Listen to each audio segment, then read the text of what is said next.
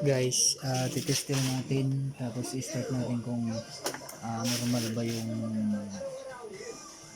battery ng LiPo battery gawa ng tropa ko, si Padi. Yung goods naman siya. Ngayon, titestin natin kung ilang voltage. Positive. Yung pred mo positive tapos negative.